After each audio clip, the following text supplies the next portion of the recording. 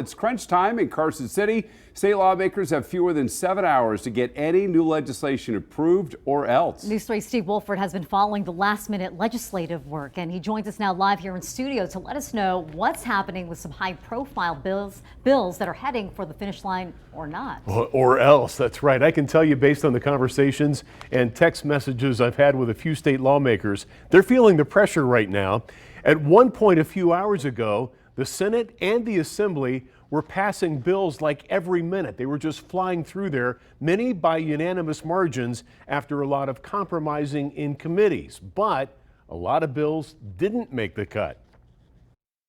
And there's a lot of bills out there that are just not going to make that deadline. A lot of negotiations. That was State Senator Robin Titus at 1:45 this afternoon, just as she was being called into a Senate session that was scheduled to begin at noon. Moments later, they hit the ground running on SB 457, Governor Lombardo's crime bill. SB 457 is a comprehensive public safety bill. It ensures that we have safety for people who work in our schools, for people who shop at our businesses, and for people who drive on our roads. It was quickly approved with bipartisan support and immediately sent across to the Assembly. Also getting bipartisan support, a bill that came off life support thanks to a compromise between Assembly Speaker Steve Yeager and Governor Lombardo.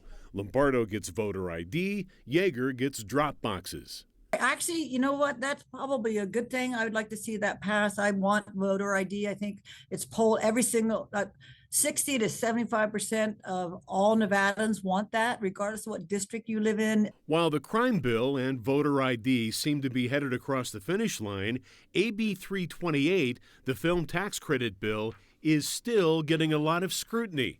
If approved, it would give over $1 billion in tax credits for filmmaking in Nevada. The lobby effort and support has been spearheaded by Sony and Warner Brothers. David O'Reilly, the CEO of Howard Hughes Holdings, told me both companies plan to put $1.8 billion in the ground in Summerlin as soon as the bill's passed. Because every movie star, producer, and director wants to film close to LA, close to home, and they can't do it there because the credits don't exist. And when they're facing the option of going to Australia, Canada, New Orleans, and New Jersey, they're going to pick Las Vegas every day of the week, twice on Sunday. Well, there was a Senate version of the film tax credit bill that did not survive.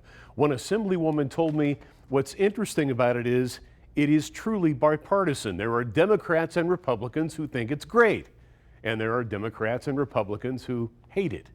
The 120-day legislative session ends at midnight. We'll let everyone know what's passed, what's signed by the governor, what's vetoed. And I'll even go out on a limb and say probably the two most despised words right now in Carson City are special session. Right. Yeah, they want to get it done by today. But one thing I think is remarkable in Carson City these days, there's a lot of cooperation, seems like. So yeah. we'll see but what don't gets forget, done. 2 years ago, Governor Lombardo vetoed a record 75 bills. Right. So lots to follow ahead. Yeah. Steve, thank you. All right. Police